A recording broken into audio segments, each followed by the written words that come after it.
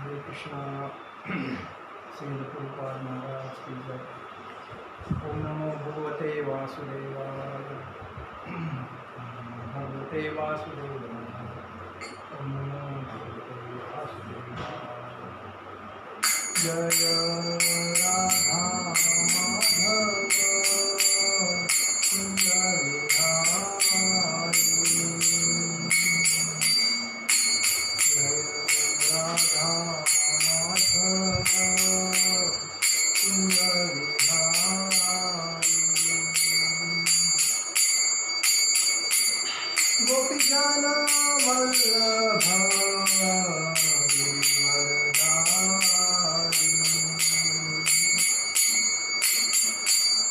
यशोदानंदन व्रज जनरंजन। यशोदानंदन व्रज जनरंजन। यमुना तीरावनचारी। जय राधा माधव सुंदर विहारी। हरे कृष्णा कृष्णा कृष्णा हरे हरे। हरे राम राम राम हरे हरे।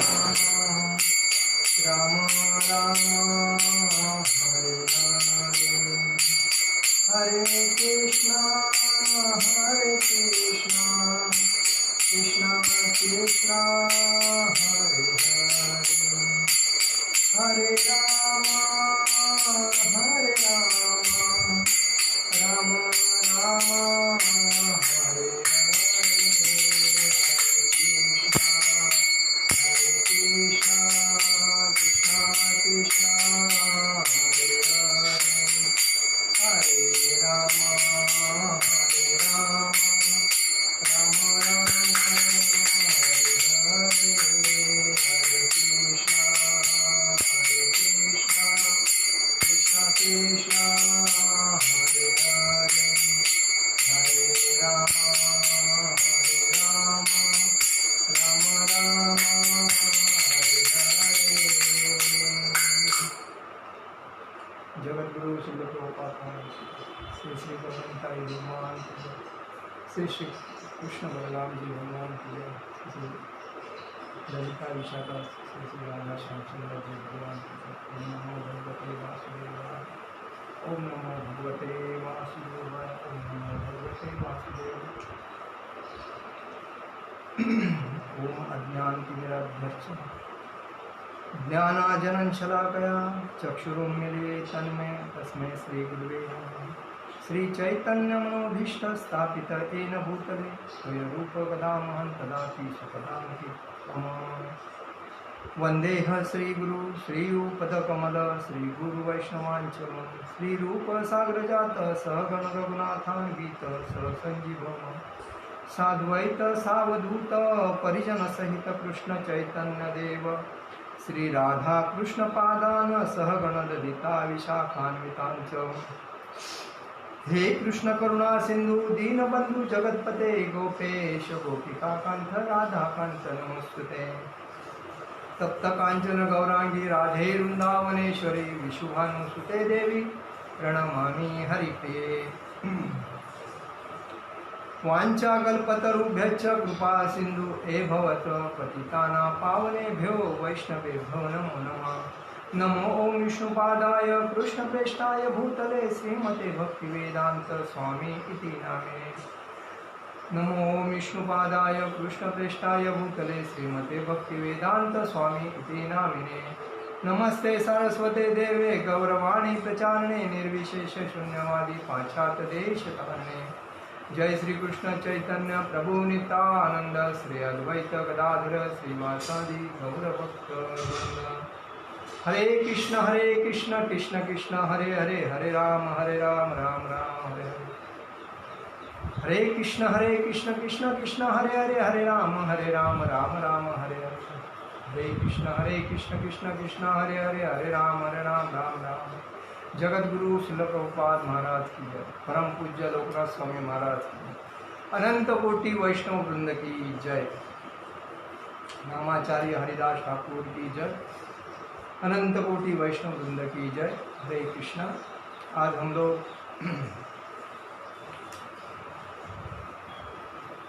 9वें अध्याय पे बात करेंगे।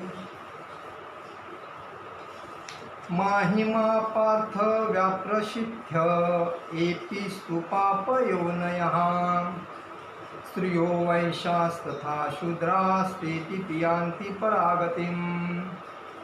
माहि पार्थ व्यपाश्रित्य एपि स्तुपापयोनयः स्त्रियो वैश्यास्तथा शूद्रास्तेपि यान्ति परांगतिम्।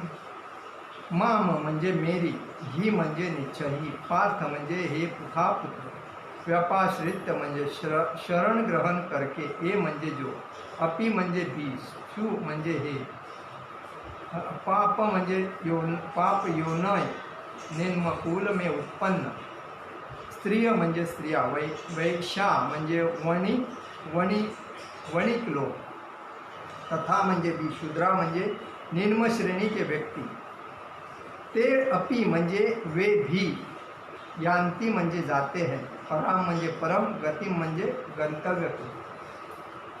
इसका अर्थ है, ये पार्थ, जो लोग मेरी शरण ग्रहण करते हैं वे भले ही निम्न जन्मा स्त्री, वैश्य म्हणजे व्यापारी, तथा शूद्र म्हणजे श्रमी क्यों न हो, वे परम धाम को प्राप्त करते। भगवान क्या बोलते हैं, ये पार्थ अर्जुन, जो लोग मेरी शरण ग्रहण करते हैं वे भले ही निम्न जन्मा स्त्री म्हणजे निम्न जाति के हो, तुच्छ हो, वैश्य म्हणजे व्यापारी हो, तथा शूद्र म्हणजे श्रमिक हो, क्यों न हो, वे परम धाम को प्राप्त करते हैं। तात्पर्य, यहाँ पर भगवान ने स्पष्ट कहा है कि भक्ति में उच्च तथा निम्न जाति के लोगों का भेद नहीं होता। भक्ति में ऊंच नीच इसका भेद नहीं होता है।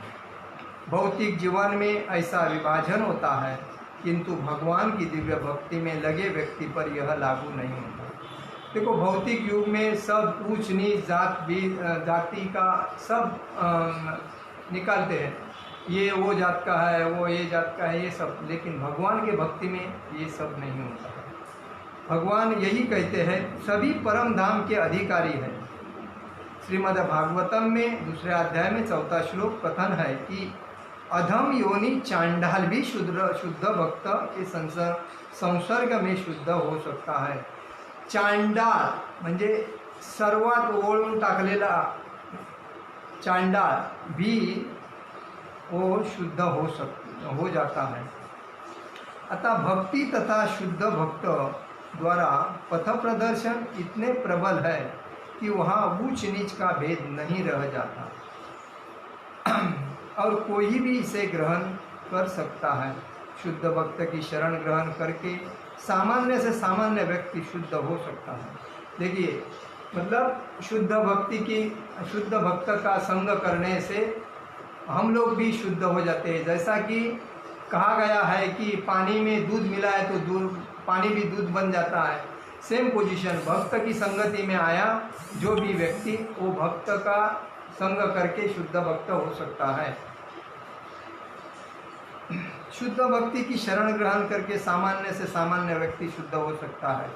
प्रकृति के विभिन्न गुणों के अनुसार मनुष्य को सात्विक म्हणजे ब्राह्मण, सात्विक कौन होते हैं, ब्राह्मण, रजोगुणी कौन होते हैं, क्षत्रिय, और तामसी कौन होते हैं, वैश्य तथा शूद्र। कहा जाता है इनसे भी निम्न पुरुष चांडाल कहते हैं। ब्राह्मण सात्विक, रजो आणि तामसी गुणों से अलग, मतलब एकदम निम्न पुरुष चांडाल कहते हैं, उन्हें चांडाल कहते हैं। और वे पापी कुलों में जन्म लेते हैं। चांडाल लोग कौन से कुलों में जन्म लेते हैं, पापी कुलों में जन्म लेते हैं। सामान्य रूप से उच्च कुल वाले इन निम्न कुलों में जन्म लेने वालों की संगति नहीं करते। देखिए, सामान्य रूप से उच्च कुल वाले मतलब बड़े लोग छोटे लोगों की दोस्ती नहीं करते, वही दिया है, संगति नहीं करते। उच्च कुल वाले इन निम्न कुल वाले जन्म लेने वालों की संगति नहीं करते, किंतु भक्ति योग इतना प्रबल होता है कि भगवत भक्त समस्त निम्न कुल वाले व्यक्तियों को जीवन की परम सिद्धि प्राप्त करा सकते हैं। देखिए भक्तों के भक्ति में कितने शक्ति होती है। निम्न से निम्न म्हणजे अति तुच्छ व्यक्ति को भी भक्ति में आने के बाद शुद्ध भक्त की संगति में, भक्त के संगति में आने के बाद वो भी शुद्ध भक्त होने के लिए प्रवृत्त हो जाता है। उसको संगति का परिणाम इतना है। किंतु भक्ति योग इतना प्रबल होता है कि भगवत भक्त समस्त निम्न कुल वाले व्यक्तियों को जीवन की परम सिद्धि प्राप्त करा सकते हैं। यह तभी संभव है जब कोई कृष्ण की शरण में जाए। ये कभी संभव है जब वो कृष्ण भक्त हो जाए, कृष्ण भक्त की संगति करे और कृष्ण भक्ति में आ जाए, तभी उसको संभव है। जैसा कि व्यापाश्रित शब्द से सूचित है, मनुष्य को पूर्णतया कृष्ण की शरण ग्रहण करनी ही चाहिए। देखिए पहले से कहा गया है कि किसी की भक्ति करो, भक्ति एक कृष्ण भक्ति करो, और कृष्ण भक्ति करने से ही आदमी को उसका फल मिलेगा। बाकी भक्ति, देवता की भक्ति करके किसी का फायदा नहीं होगा। तब वह बड़े से बड़े ज्ञानी तथा योगी से भी महान बन सकता है। मतलब कृष्ण भक्ति करने से आदमी बड़े से बड़े ज्ञानी और योगी से भी महान बन सकता है। देखिए भगवान क्या कहते हैं कि मेरे भक्त के संगति में जो आया, मतलब वो रजोगुणी वाला हो, तमोगुणी वाला हो या सत्वगुणी वाला हो। सत्वगुणी तो ब्राह्मण होते हैं, लेकिन रजोगुणी और तमोगुणी वाले ये जो कष्टकरी होते हैं, शूद्र होते हैं, तमोगुणी वाले ये आलसी होते हैं, नशाखोरी करते हैं, और उसमें मतलब परस्त्री संभोग, वेश्या व्यवसाय, इसमें बहुत से लोग रहते हैं। दारू, मांस, मच्छी, मटन, अंडा, जुगार और परस्त्री संभोग, ये जो करते हैं ये तमोगुणी और रजोगुणी इसके अंदर आते हैं। और ऐसे उससे भी नीचे मतलब एकदम तुच्छ जाति का कहते हैं, वो भी अगर भक्त की संगति करेगा तो वो शुद्ध भक्त बन सकता है, ऐसा भगवान कहते हैं।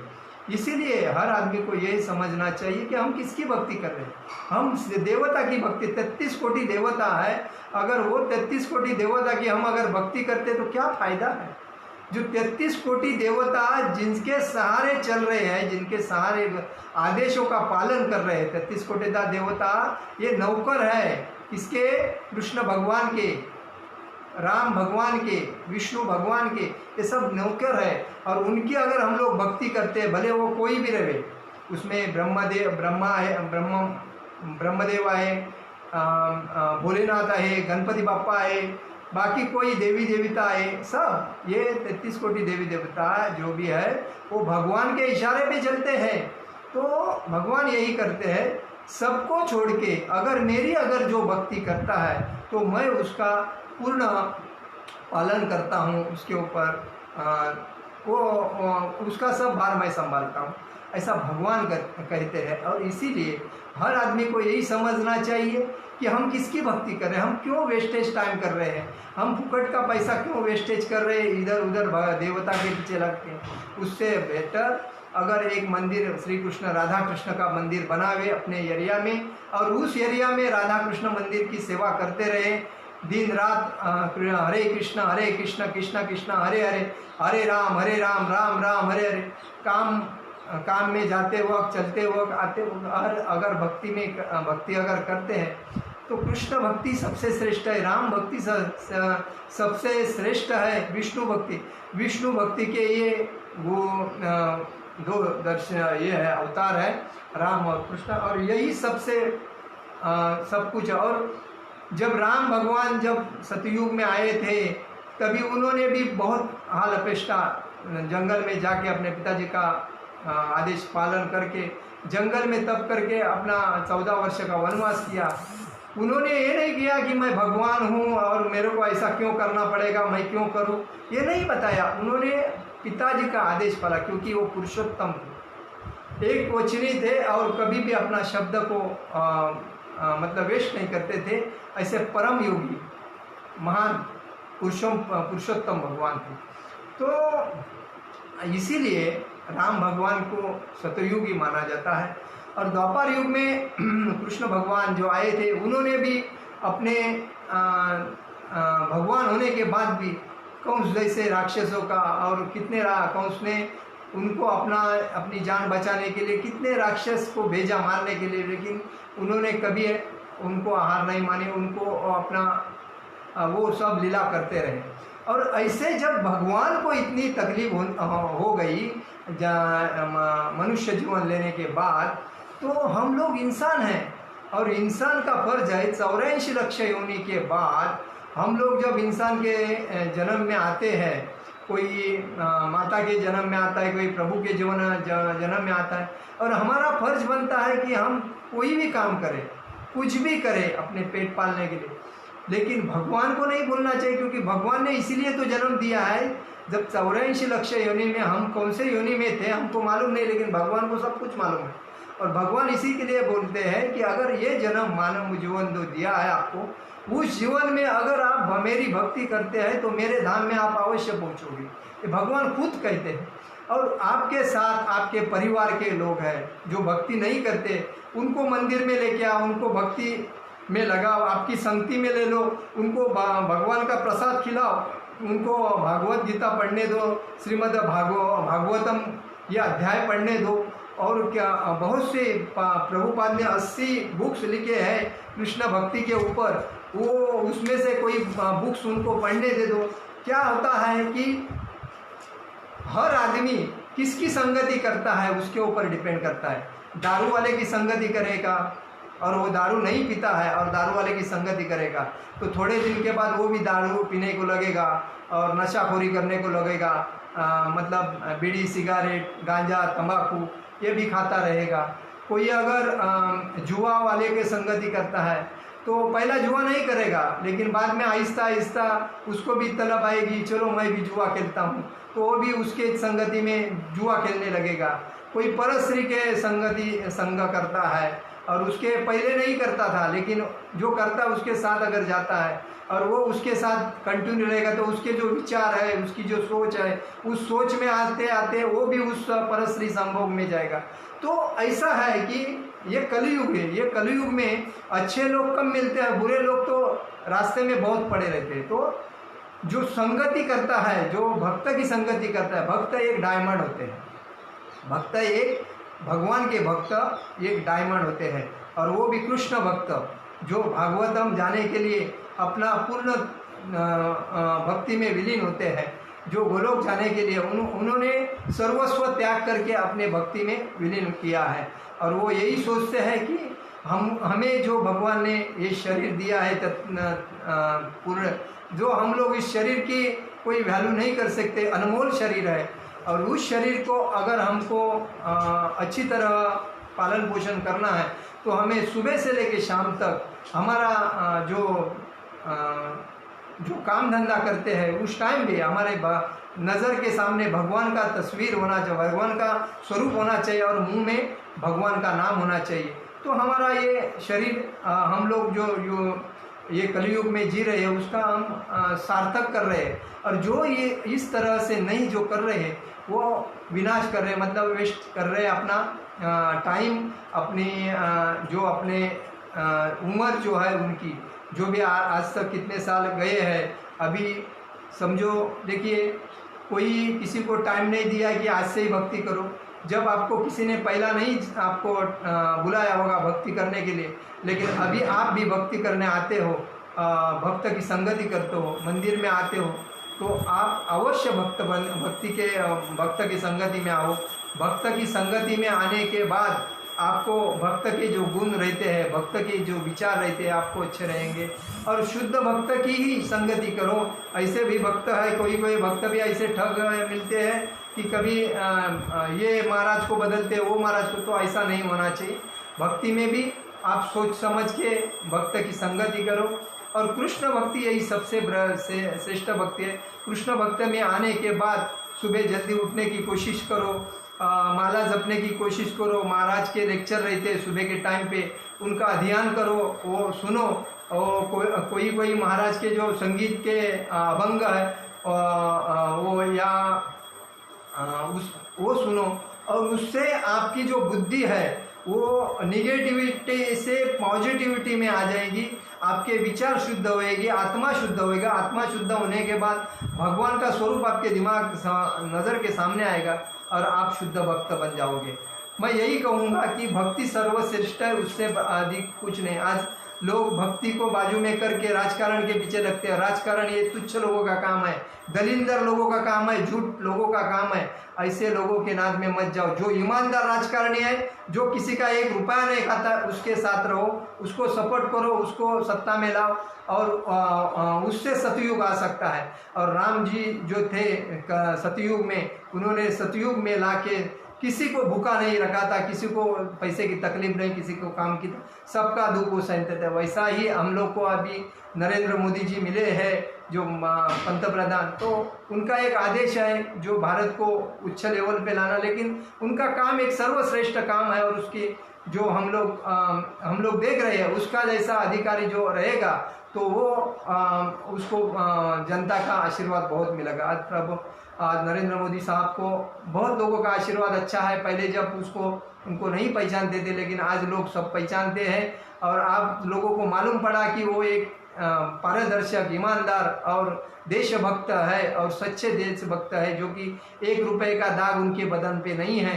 और ऐसे लोगों की सेवा करना, सुनना, उनको सपोर्ट करना, ये अपना कर्तव्य है, ऐसा लोगों ने जानना चाहिए। और इस बेसिस पे हर व्यक्ति ने, अगर कार्य करता हूँ मैं, तो मुझे भी उनके जैसा करने को आना चाहिए। ये समझ के कार्य करना चाहिए, नहीं कि परिवार के लिए प्रॉपर्टी बनाओ, पैसा बैंक में करो। ये चीटिंगबाजी का काम करके अपनी संपत्ति बनाओगे तो कुछ काम का नहीं है, क्योंकि आज आपको संपत्ति दिखेगी, कल वो नाश हो जाएगी। क्योंकि तुम्हारे जैसा कि महाराष्ट्र में जो चल रहा है, एकदम बेकार चल रहा है। आज पिताजी के नाम पे राजकारण करके सत्ता में आने वाले लोग भी आज कौन से गलत काम कर रहे हैं, लेकिन लोग एक बार देखते हैं, एक बार विश्वास रखते हैं, बार बार नहीं करते हैं। और उसके बाद जब आदमी, उनको मालूम पड़ता है कि ये आदमी उस लाइन का है, बाद में विश्वास रखते हैं। इसीलिए हर आदमी ने यही सोचना चाहिए कि हमें पारदर्शक, ईमानदार, एकनिष्ठ और सर्वश्रेष्ठ ऐसा व्यक्ति की साथ करना चाहिए। देशभक्त कौन है? जो कुछ लेता नहीं, कभी 1 रुपया किसी का लिया नहीं, और पारदर्शक वृत्ति से देश की सेवा कर रहा है, उसको सपोर्ट करना चाहिए। और भगवत धाम जाने के लिए कृष्ण भक्ति हमको करना चाहिए, और कृष्ण भक्ति सर्वश्रेष्ठ भक्ति है, उसके सिवाय कोई भक्ति नहीं। इसीलिए मैं आपको बोलता हूँ, आप लोग दर दिन प्रवचन सुनते रहो, माला जप करते रहो। 16 माला से ज़्यादा माला कैसी होगी उसके ऊपर ध्यान दे दो, और संगीत में आते रहो, हरे कृष्ण महामंत्र बोलते रहो। अपने बाल बच्चे को, परिवार के सदस्य को, रिलेटिव को, अड़ोसी पड़ोसी वाले को हरे कृष्ण महामंत्र का जप करने को बोलो। उनको माला दे दो, उनको भगवत गीता दे दो, उनको एक तुलसी महारानी माते की एक पौधा दे दो, और उनको कृष्ण भक्ति मलाओ। अगर आप कृष्ण भक्ति मलाओ तो उनके आशीर्वाद मिलते हैं, और आप एक शुद्ध भक्त बन जाते हैं। आज मेरा प्रवचन यही समाप्त करता हूँ। हरे कृष्णा कृष्ण कृष्ण हरे हरे, हरे राम राम राम हरे हरे। श्रील प्रभुपाद महाराज की जय। परम पूज्य लोकनाथ स्वामी महाराज की जय।